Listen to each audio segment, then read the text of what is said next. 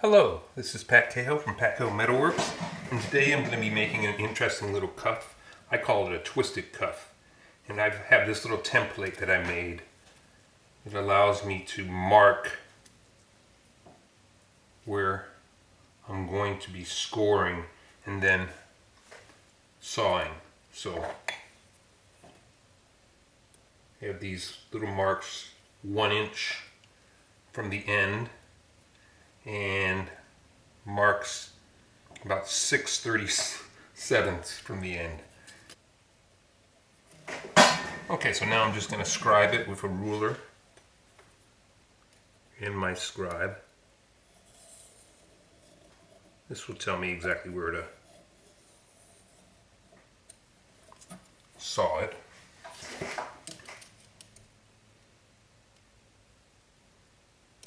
And the other side.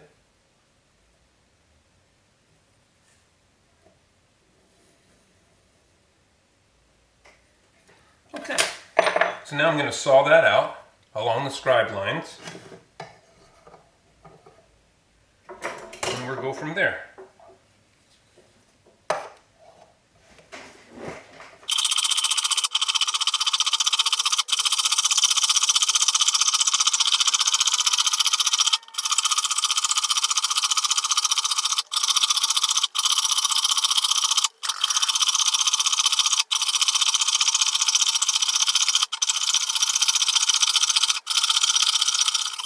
And now the other side.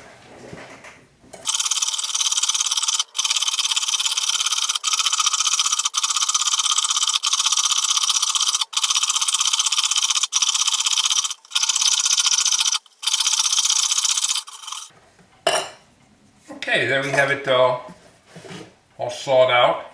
Now I want to sand down or file and sand down the edges on the inside of this, so let me get set up for that. I'll be right back. Okay, so what I do is I set it up on a little bench vise, and that just makes it a little bit easier to sand it down and get a nice flat surface. I start out with a barrette file at the very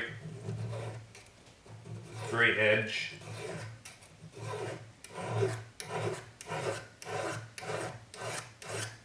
I'm not too worried. I'm just worried about getting right at the very end of the cut. From there I'll go straight into my sanding sticks.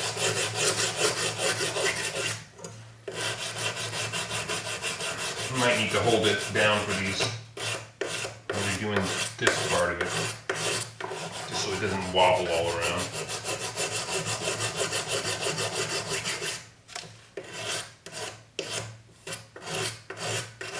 This just gives it a much nicer look in the end. You don't want to have saw marks on your cuff. So we'll do that to all these sides. So this side, now we'll flip it over, put it in, and do it on this side. And then we'll do the other cut the same exact way.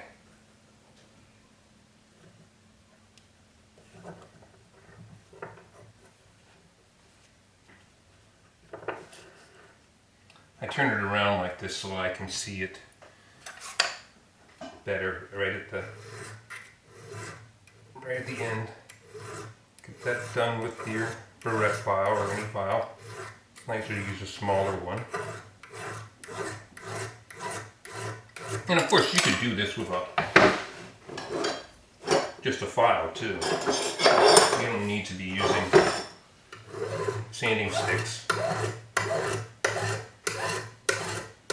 But I think they work actually a little bit better and give a nicer finish to it.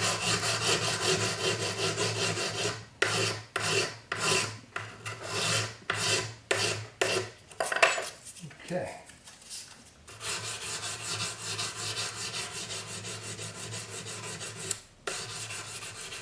Okay, so I'll do this to the other side and I'll get back to you.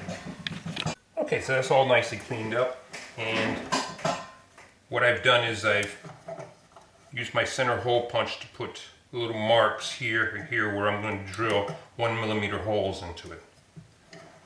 So with that done, I use my flex shaft. Put a little lube on it. Go right through. And we do it to the other side too.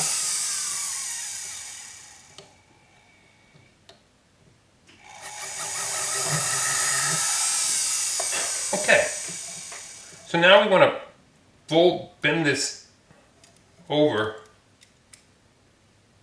and you can go as far as you want or as little as you want, but I want to, yeah, just about like that. As soon as I have that, then I can just drill through the other piece. So now we have holes on both of those. And we do the same over here. Take a look at how you did that, and you want to make sure you get it about the same on this side too. Symmetry is important, as always. Okay, so now we have holes on both sides, and we probably want to take a round burr and just make sure that that's got smooth edges. So you go in from the other side. You can actually use a little bit bigger burr. I'm using a 1mm. Probably should use just a slightly bigger, but I don't want to increase the hole size. I'm just trying to get rid of any edges that are left behind when you drill. So that's done. Let's make sure Next thing we're going to do is we're going to rivet these guys in place. You've seen that before, but we'll go over it again. It's always good to repeat things. I'm going to use 1mm 18 karat gold, solid gold wire to make these rivets. And so let me get that. I don't have that right here, and I'll get right back to you. Okay, so to make the rivets, here's my gold wire. I put it into the miter jig. Just bring it out just about a millimeter and a half. And then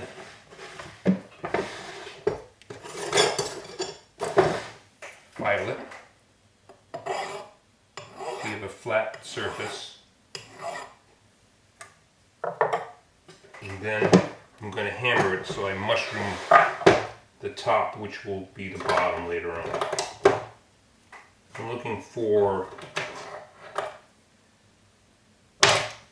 some pliers, because this, when you're hammering it, needs to be nice and tight so that it holds it in place. Okay, so let's actually bring over the block. If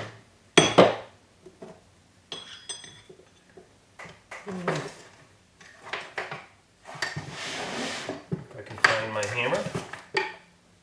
Now there are things called riveting hammers, but I have my hammer right here on the bench. But I use this little brass and Teflon hammer.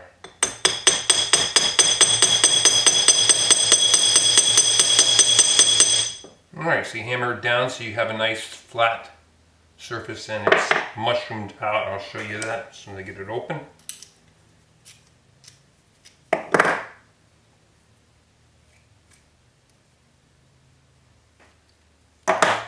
Like the little head of a nail. You see that? So then we'll put it through our holes that we made. Sometimes these, well, that one went in quite easily. That's good. And we want to make sure that that is as far down as possible.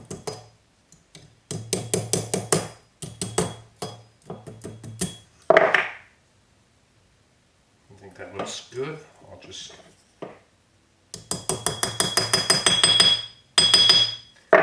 hammer it. So this on that side. Now I want to cut this off. And the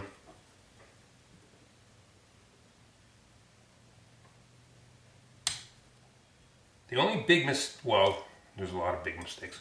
But one of the more common mistakes I see people do when first starting out riveting is they leave too much up top here, and then the rivet starts to fold over like a bad nail. So you really don't need a lot. I mean, a millimeter is more than enough above the surface. So file it down to that's about right. And then hammer it in place.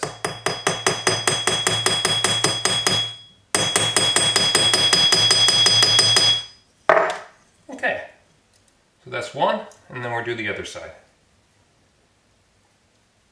Now I'm doing these both on the same side, but you can do them both on you could do it on the opposite side.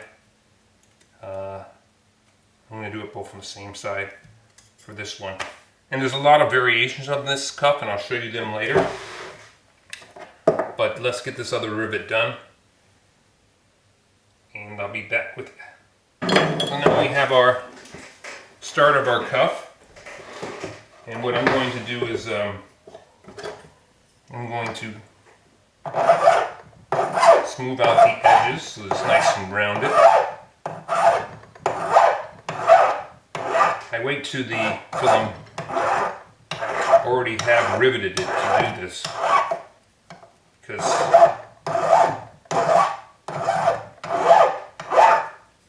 you want to also be pushing this and making sure that that is totally flush with the end.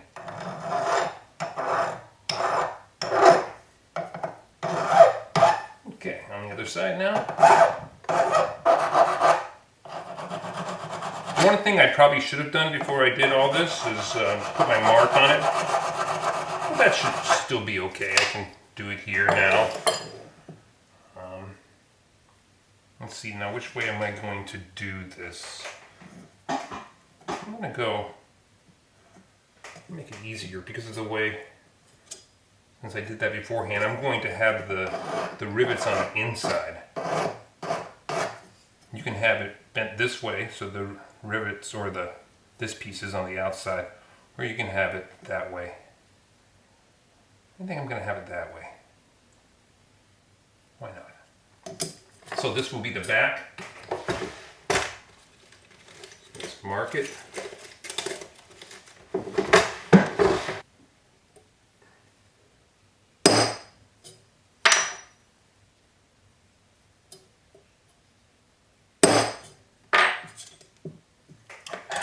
I'll have to put it on both sides.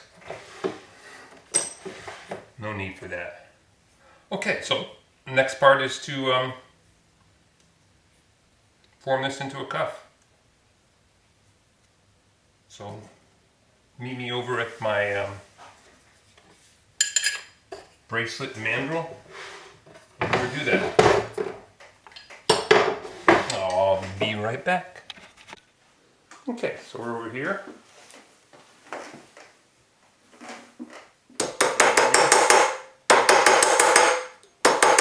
As always, start with the ends.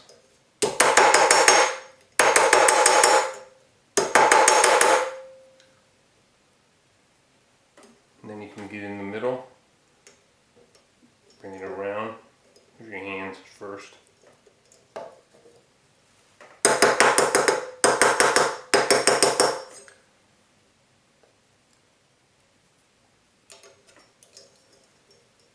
And then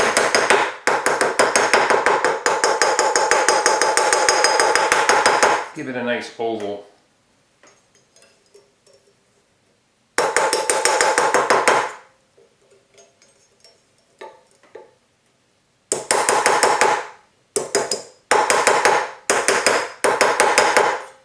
Okay, so that's it. Here's our cuff. Let me show you some of the qualities of this cuff. I'll bring it back over, and if there's any adjustment that needs to be done. Sometimes I don't know if you can see, but sometimes these things don't line up exactly, so you have to sort of twist them, torque them, get them right. But I'll meet you back at the bench and we'll finish this up. So before I finish this up, I wanted to polish it. Now you can put all sorts of different surfaces on this. You could have it matte, you can have it high shine, you can have it hammered, you can have it, well, there's a lot. There's a huge amount of ways you can finish it.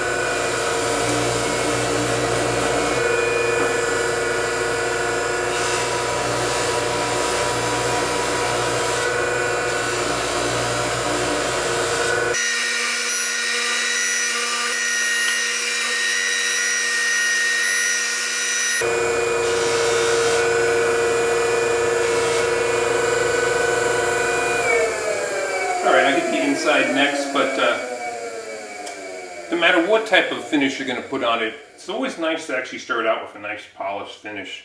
And there you can see if there's any things that need to be adjusted or fiddled with. And then you can put any type of finish you want on it after that. So let me go sit back up with the bench and I'll bring you back. Okay, so here's our cuff.